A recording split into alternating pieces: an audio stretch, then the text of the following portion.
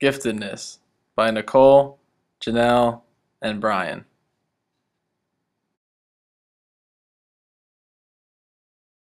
There are 4 traits of students who are gifted.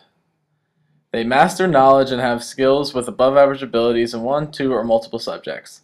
They are extremely efficient in their information processing, learn at a faster pace, and use more effective strategies than an average student. They are independent learners, need less direction than average students, and have creative thinking towards their own discoveries. They are intrinsically motivated, have an internal drive, and are masters at their gifted subject. Joseph Renzulli is an expert on giftedness, and he states there are 3 characteristics that capture traits from before. The first characteristic is above average ability in both general and specific abilities. General ability is the capacity to process information, synthesize information, or think abstractly. Specific ability is the capacity to acquire knowledge or skill in a specialized domain such as mathematics, poetry, or science. The second characteristic is high levels of commitment and passion. This can result in higher work efficacy, self-confidence, endurance, and determination. The third characteristic is a high level of creativity, the ability to create and discover new things in daily activity.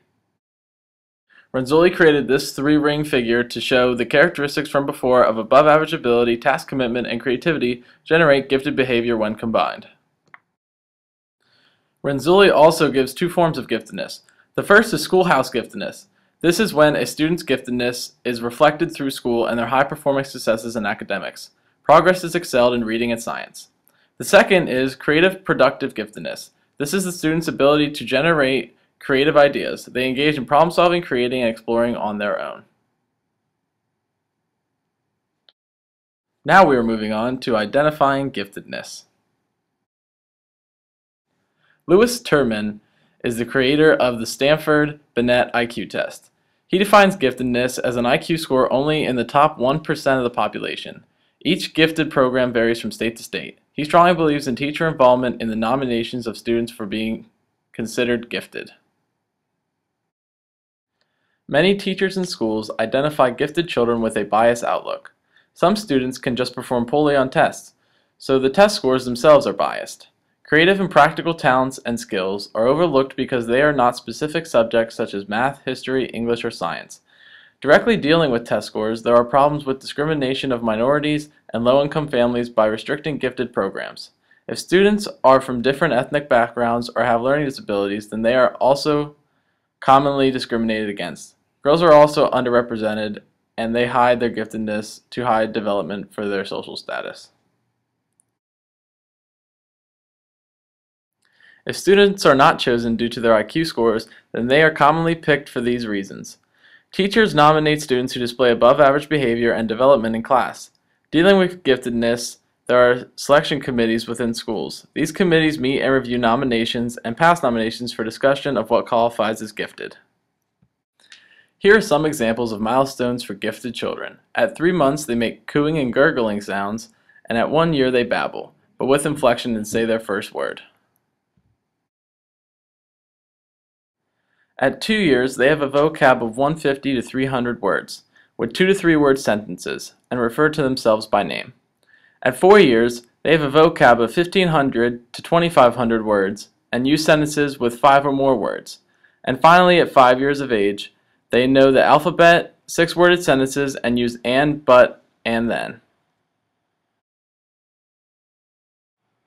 Moving on to teaching strategies. Here is a list of teaching strategies for gifted students.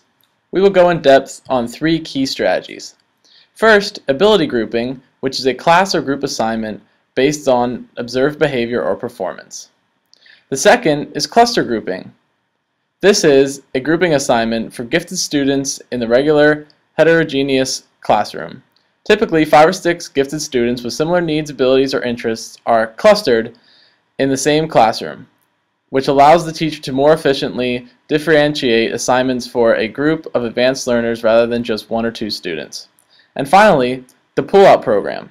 This is a program which takes a student out of the regular classroom during the school day for special programming. Bloom's taxonomy. Benjamin Bloom developed this taxonomy, which is often used to develop curriculum for gifted children. This moves students from basic to higher level thinking. Bloom created 6 levels in his taxonomy: evaluation, synthesis, analysis, application, comprehension, and knowledge.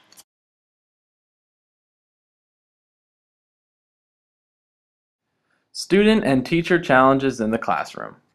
Students have trouble with underachievement, relating to peers, and maintaining focus in the classroom.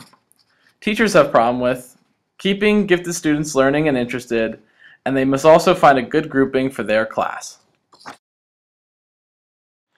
Here are a few more key gifted terms. Creativity, which is a main characteristic of most gifted students. Magnet schools, which are schools specifically for gifted students that focus on math and science. And twice exceptional, which is when a student is gifted and disabled. Here is a YouTube video on gifted children.